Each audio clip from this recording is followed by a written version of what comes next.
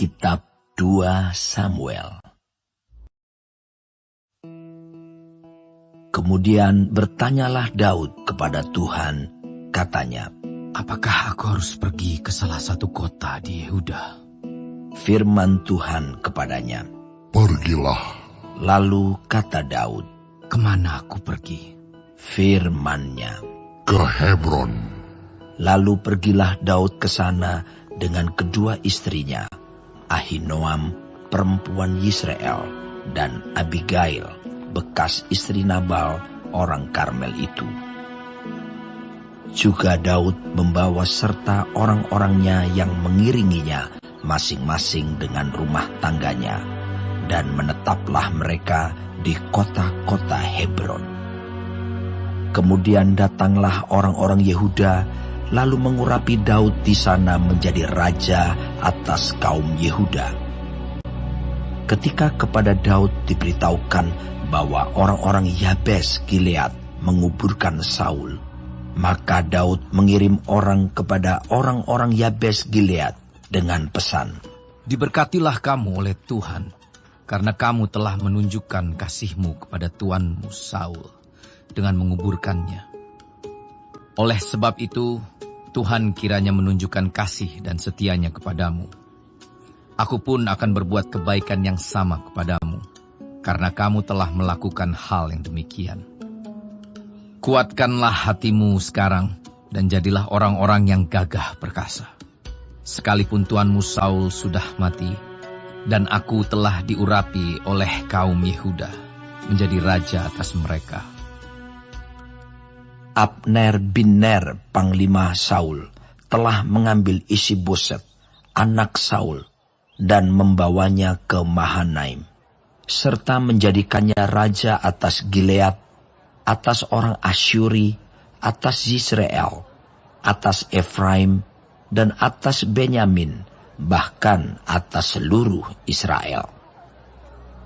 Isi-Boset bin Saul berumur 40 tahun pada waktu ia menjadi raja atas Israel, dan ia memerintah 2 tahun lamanya.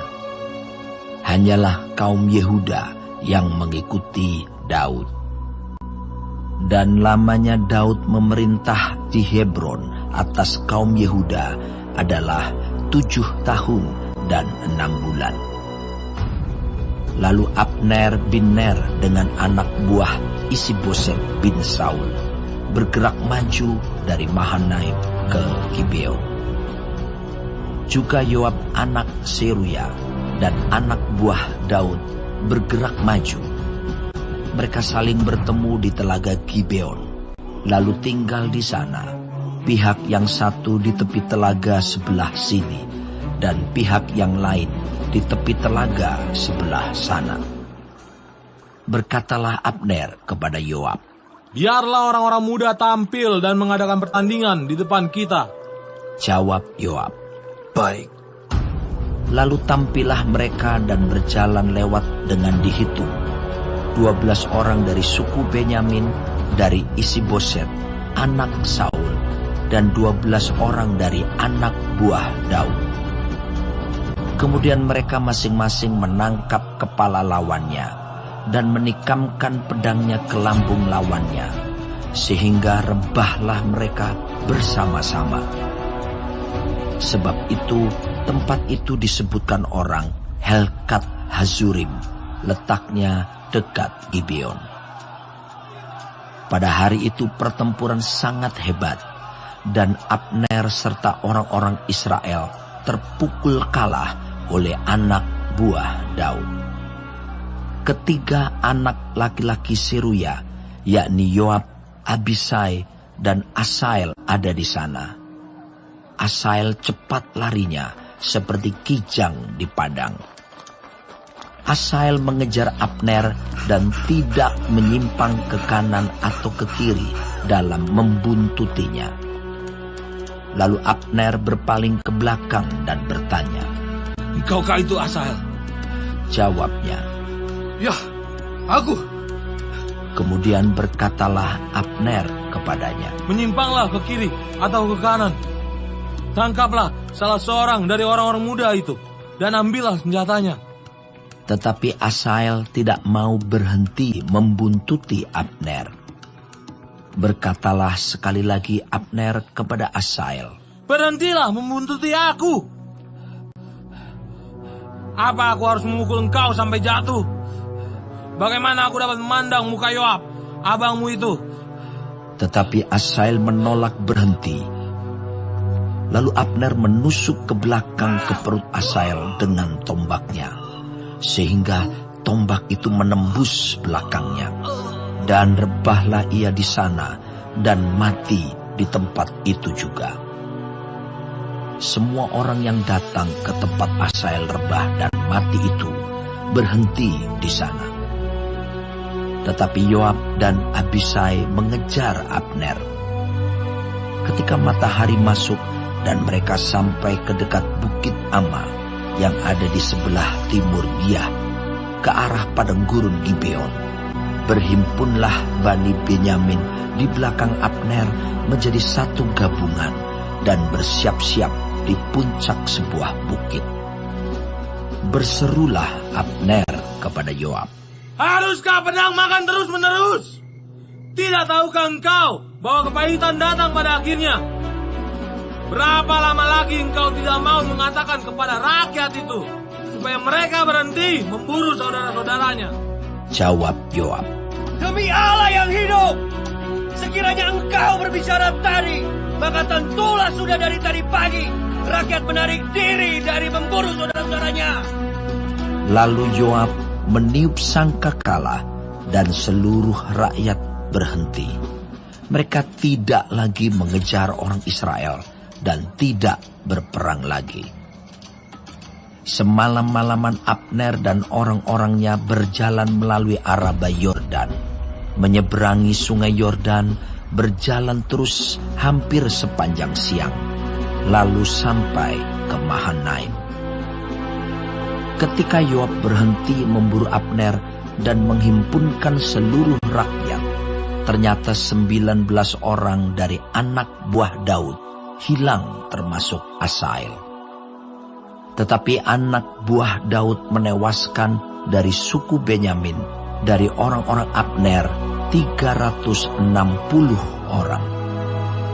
Mereka mengangkat mayat Asael dan menguburkannya di dalam kubur ayahnya yang di Betlehem. Kemudian berjalanlah Yoab dan orang-orangnya semalam-malaman itu dan sampai ke Hebron ketika hari sudah terang.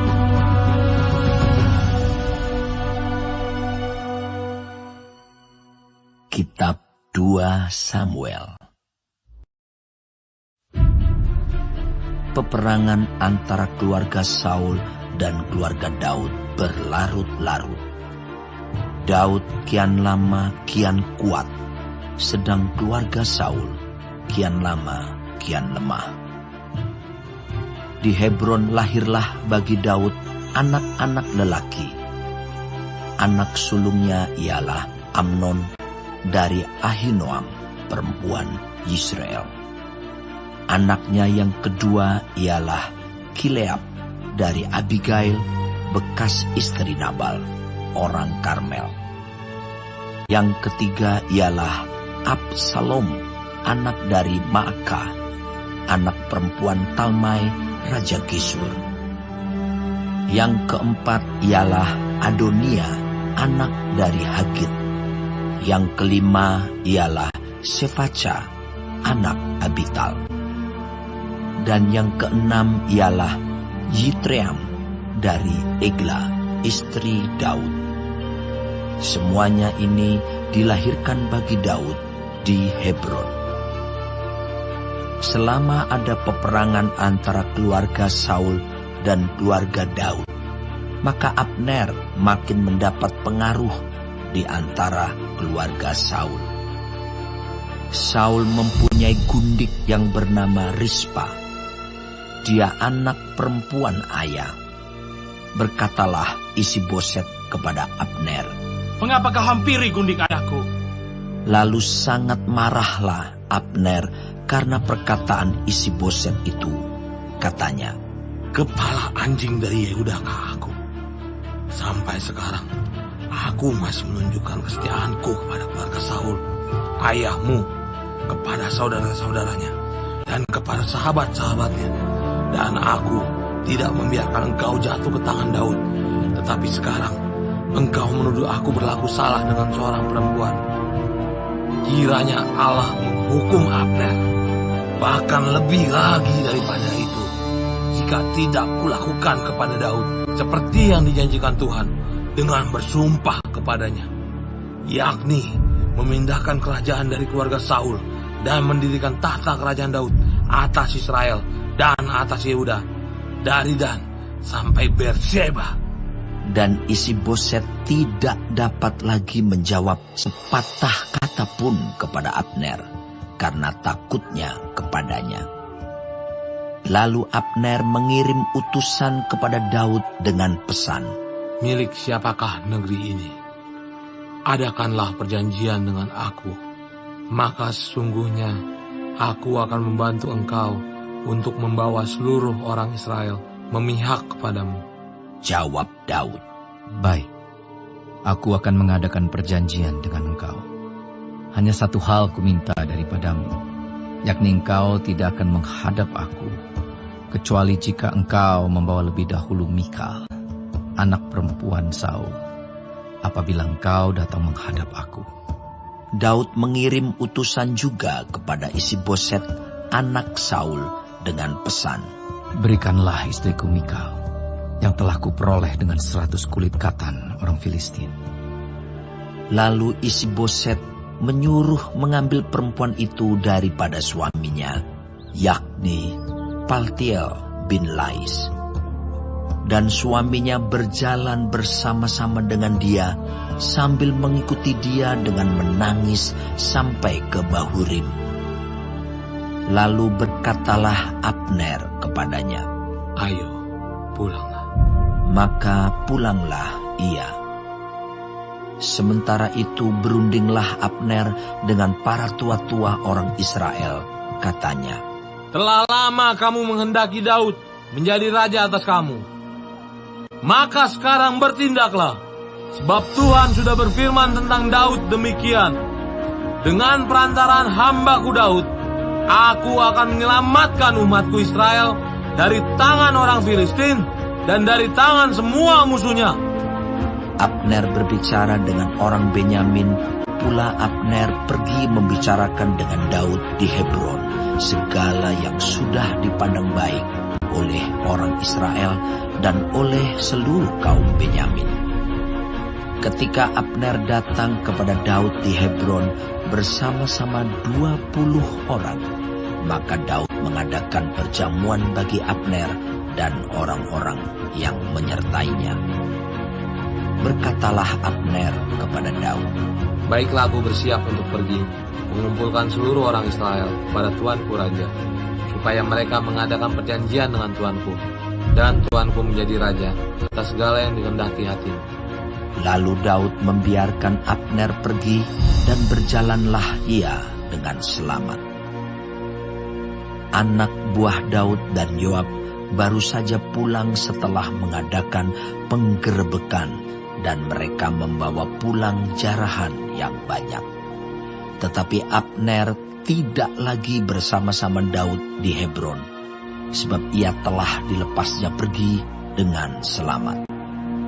Ketika Yoab bersama-sama dengan segenap tentaranya sudah pulang, diberitahukan kepada Yoab demikian, Abner bin Ner telah datang kepada raja, dan ia sudah dibiarkannya pergi dengan selamat. Kemudian pergilah Yoab kepada raja, katanya, "Apakah yang telah kau perbuat? Abner telah datang kepadamu. Mengapa engkau membiarkannya begitu saja? Apakah engkau tidak kenal Abner bin Ner itu?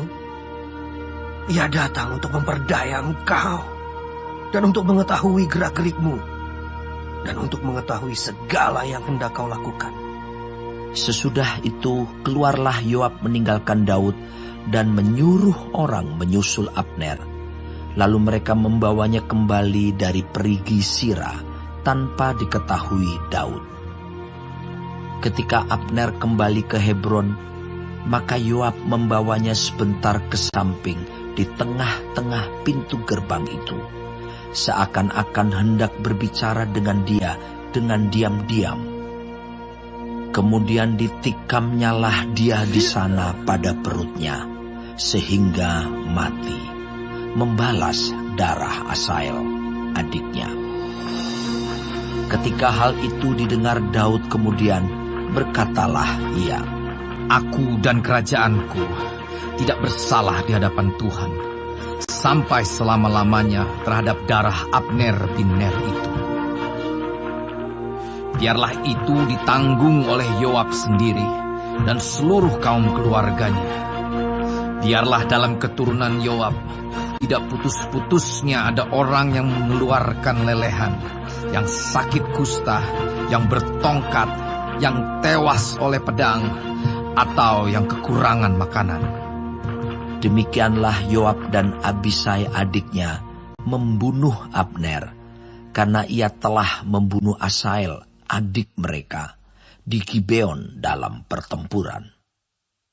Dan berkatalah Daud kepada Yoab dan kepada segala rakyat yang bersama-sama dengan dia, Koyakanlah pakaianmu, dan lilitkanlah pada tubuhmu kain kabung, dan merataplah di depan mayat Abner.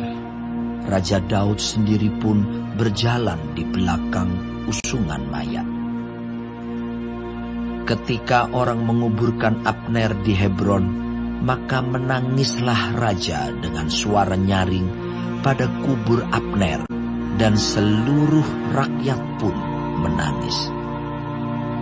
Karena Abner raja mengucapkan nyanyian ratapan ini, Apakah Abner harus mati seperti orang bebal?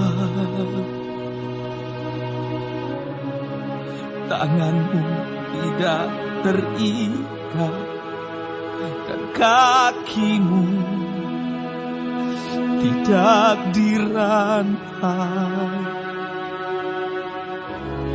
Kau gugur seperti orang gugur oleh orang durjana.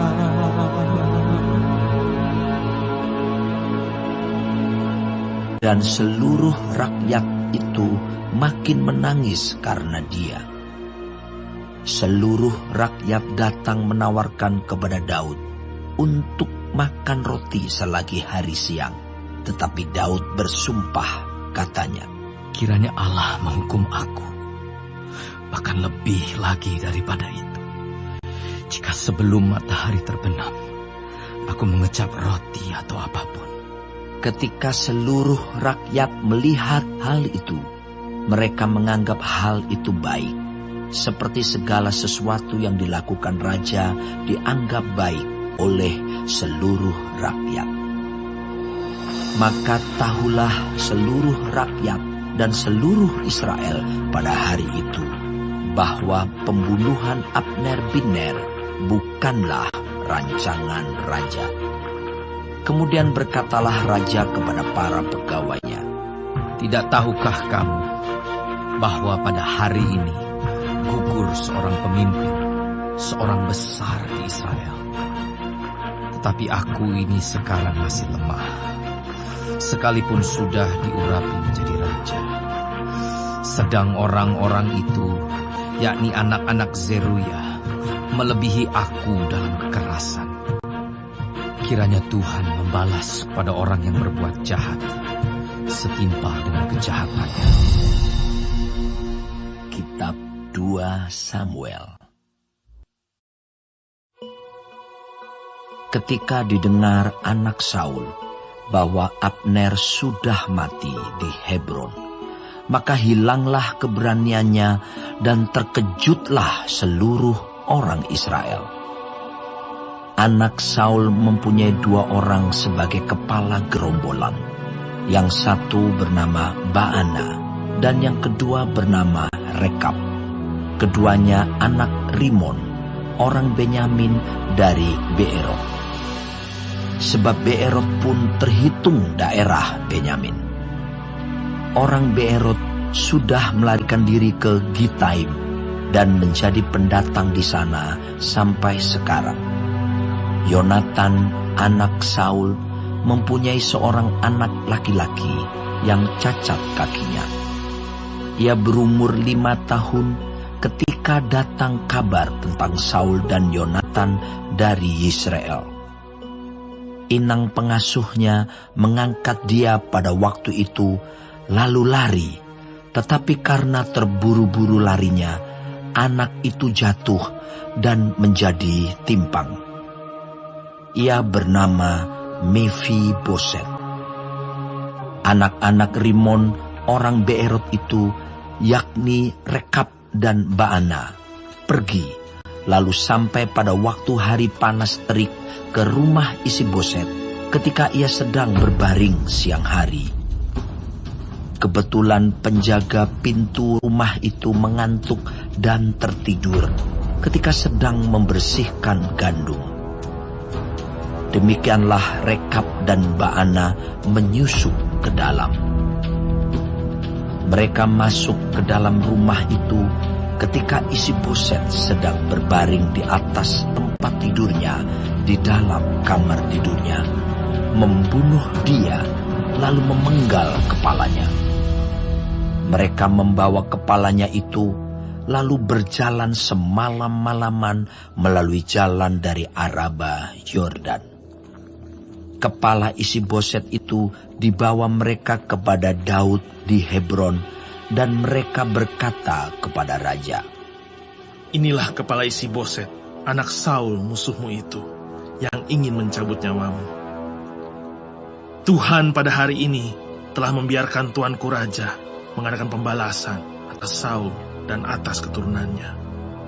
Tetapi Daud menjawab Rekab dan Baana, saudaranya, anak-anak Rimon, orang Beerot itu, katanya kepada mereka, "Demi Tuhan yang hidup, yang telah membebaskan nyawaku dari segala kesesakan, ketika ada orang yang membawa kabar kepadaku demikian, Saul sudah mati, dan memandang dirinya sebagai orang yang menyampaikan kabar baik, maka aku menangkap dan membunuh dia di Siklot. Dan dengan demikian, aku memberikan kepadanya upah kabarnya. Terlebih lagi sekarang, setelah orang-orang fasik membunuh seorang yang benar di rumahnya di atas tempat tidurnya, tidakkah aku menuntut darahnya daripada kamu dan melenyapkan kamu dari muka bumi?" Sesudah itu Daud memberi perintah kepada anak buahnya untuk membunuh mereka. Tangan dan kaki mereka dipotong, kemudian mayat mereka digantung di tepi telaga di Hebron. Tetapi kepala Isiboset diambil dan dikuburkan di dalam kubur Abner di Hebron.